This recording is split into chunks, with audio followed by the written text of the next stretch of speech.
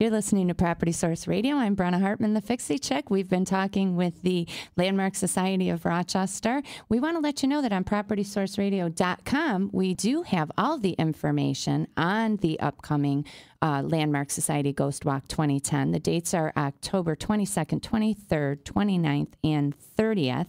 We have a lot of information there. Just go to PropertySourceRadio.com. You can read about the Landmark Society and also about this awesome Ghost Walk coming up for this month of October, right, Pat? Mm-hmm. What's that noise? It's getting creepy in here. Senza di te languisce il cor. Never again will that be a happy tune.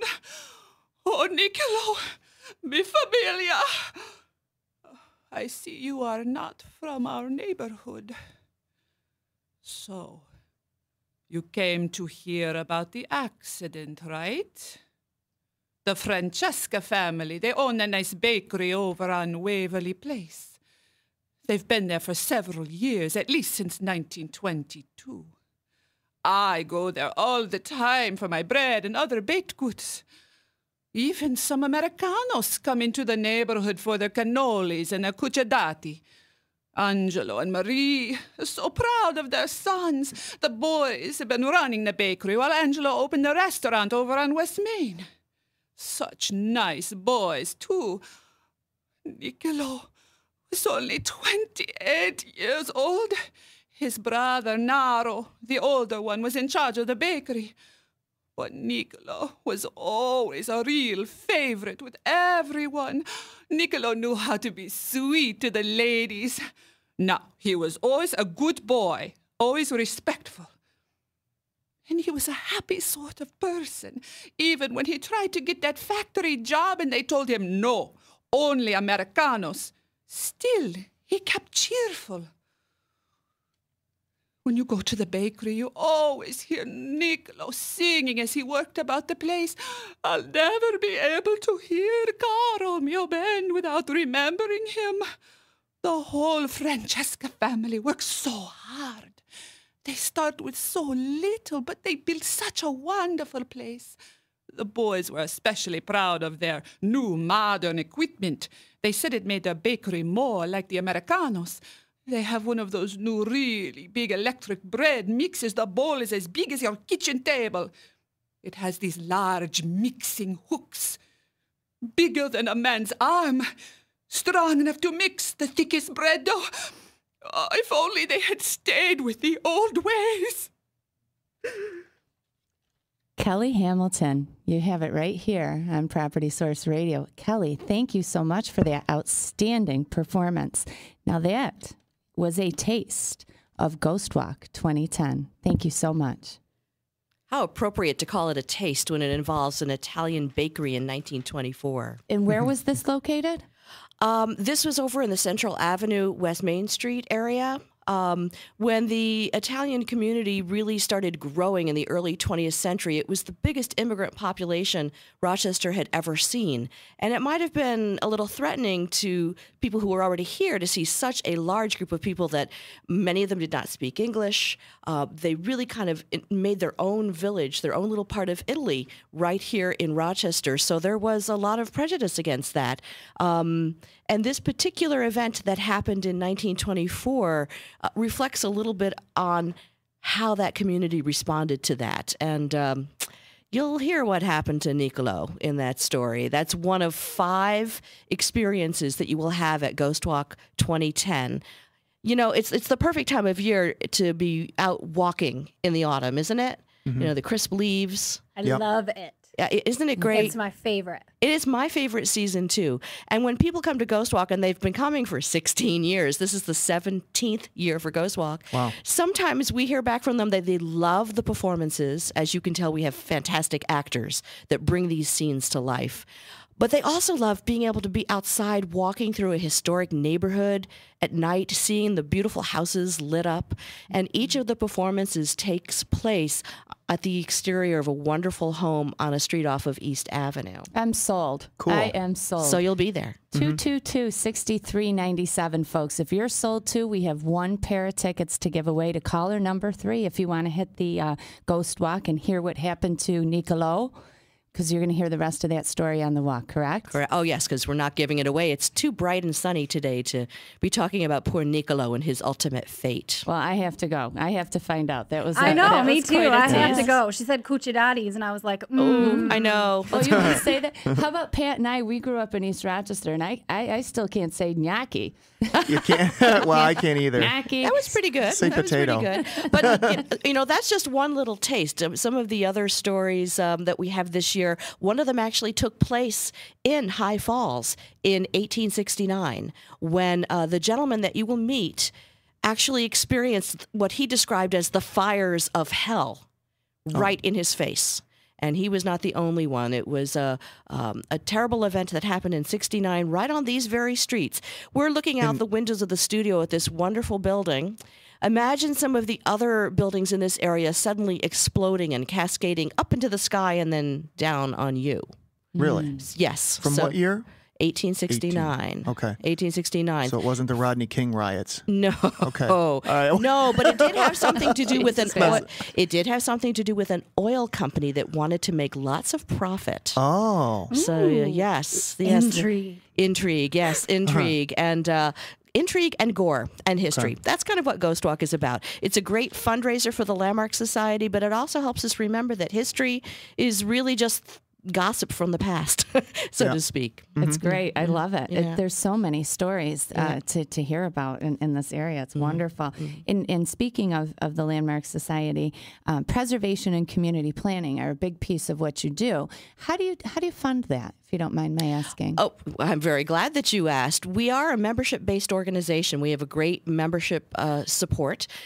We also receive grants for specific projects, but we are not an organization that's directly funded by the government. So we are what they call a private not-for-profit. That sounds like it's exclusive, but it certainly isn't that at all. We'd love to have people join as members or come to our events. We just recently completed a very successful Inside Downtown tour, which last year was in the High Falls area. This past September, it was in the St. Paul Quarter. We had 2,000 people attend and visit on a Friday night and a Saturday private loft apartments and other buildings that have been adaptively reused in the St. Paul Quarter. It's a great event. That's a great area, by the way, too. I Yeah. love that St. Paul Isn't it? Quarter. Oh, it was a perfect location. And we usually have about 2,000 people come to Ghost Walk over the 4 nights. Wow. So it's a good idea to get your tickets in advance if you can. Although we do have them at the door. You'll save some money, and we're all about saving money this morning, it sounds like. So save some money Yep. if you get them in advance at landmarksociety.org or at Parkley.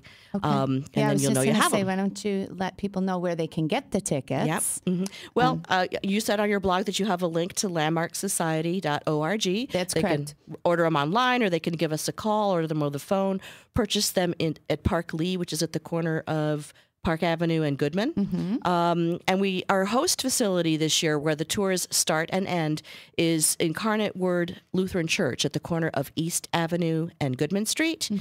So that's where you start. That's where you wait your turn to go out on a tour. It's also where you end after your nice walk in the evening fall air. You come back to the church and enjoy complimentary cider and donuts, and you have a chance to shop at the boutique. I had to say it. I love it. But I it love is fun. Where else are you going to get, gummy eyeball rings? How long is a point. tour? Like, what time do they start and end? Are they flexible? or- Right. Well, tours, well, you don't go on your own. You have a lantern-bearing guide who knows where the ghosts live. So you follow the lantern-bearing guide down the street in a group of folks. The first tour goes out at 6:30. The last tour at 9, and they go about every 10 to 15 minutes. You get to wait in the beautiful sanctuary of Incarnate Word for your turn, for your tour number. When you arrive, you'll get assigned to a tour group. And we have history trivia, really Ghost Walk trivia, so you can find out what was inside that dead mule that was found in the canal. And we also this year have students who are studying the organ at the Eastman School of Music who are going to be performing on a little historic organ that's in Incarnate Word while you're waiting. So there'll be appropriately spooky, Creepy music. creepy music while you're waiting. right. Yes, What a great lots of thing. fun. I Mhm. do want to get back to a little bit about the funding thing Yes. because, I know it's on Pat's mind. He's got to know how you make money. Yeah. But no, I was just It's on our wondering- mind as well, believe me. I guess what I was thinking was my first question is I'm guessing you probably have some main sponsors, like maybe some companies in the community that maybe sponsor. Yes, we have a lot of friends in the community, I'll Okay, say. friends. Corporations, foundations that have offered us support over the years. Just one example, Davenport Hatch has been a very supportive group, and they've supported some of our capital expenses in the past. Like every other not-for-profit, we have to have a diverse funding stream. So we have our membership, we have our fundraising events. Second question. Yes. Who's the appropriate member? Myself or my company or a contractor or a realtor? I mean, what kind of member? Yes. Yes. All of the above. Yes, we have lots of different levels of membership. Pat. Yeah. Yes. Them on your membership? Pat, you have 3 fireplaces. You should be Yeah. a member of the Landmark Society. I know, should. I'm psychic. No. But no, we have families who join. We have a lot of great family events, and Ghost Walk is good for families, kids 8 and up, really, because of sort of the graphic, gory descriptions that are in some of the scenes. Yeah, the hook. Yes, the hook. Well, and we also have the infamous Dr. Tumblety, whom Scotland Yard was looking for. Ooh, why could that be? Very, More and he's a intrigue. Rochesterian. So yeah, families More join. intrigue. Yes, more intrigue. That's what we're all about, is intrigue. We certainly have individuals that join. We have corporations that join, and then we have a lot of realtor members because and we have a wonderful training program that we offer through the Greater Rochester Association of Realtors, where realtors learn how to market older homes. That's And they great. learn about That's the cool. architectural style. So we have a lot of great realtor supporters as well. That would be another topic for our show since we talk about real estate, rental, and home improvement here. We work with a variety of realtors, obviously. And, Yes. and that would be, very, very good topic that would fall into suit with our program, I think. Absolutely. Well, you've got these great resources. You really have to know how to market them to be as successful as possible. It's a real practical application. I love it. So, Cool. yeah. So, can you tell me off the top of your head? I'm throwing this out at you. I'm ready. As far as properties for sale in the area, do you have a figure as to like how many? Let's go for homes. Residential homes. Are most of them divided, or are they still single family? What are we looking at? Are you talking about older structures? Yeah, like I don't the have a figure off the top historicals. of my head, but as Cynthia mentioned earlier, a lot of times the use of an older structure is not. It's not directed by the Landmark Society. It's by your locals, the same as any zoning. Rochester, for example, has an appointed preservation board. So does Pittsford. So does Brighton. So a lot of those requirements are from your government. They're not from the Landmark Society. You're just sort of there to assist. We're there to assist, to advise, to advocate. Resources. Wow, very alliterative this morning. Yes. Assist, advise, and advocate. Somebody write that words, down. I big like words. that. Those are good words. Yeah. So you don't need to watch Nickelodeon to learn. Yeah, there you go. So we're an are advocacy good. group. Yeah, and we advocate for practical preservation. So I'd say in the city of Rochester, you find a lot of uses in the older homes. Some of them are multiple dwellings, but again, that's how is your neighborhood zoned? I do have a dream of someday owning an older home that needs some restoration because I actually enjoy that kind of work. Get out your checkbook. You think so? You are the fixie chick. So, yes, get out your checkbook. But Can I use yours, please? Mine's burning up. It's on fire. I should be using it for a month. Yeah. you're always going to be getting out your checkbook when you own a property, right? Yes, I mean, that's whether true. it's a brand new house or whether it's something with a little history to it, you're always going to be getting out your checkbook. And there Yeah. are ways to make the numbers a little smaller in your checkbook when you have historic preservation. True. That's true. So, and you use the resources from the Landmark Society.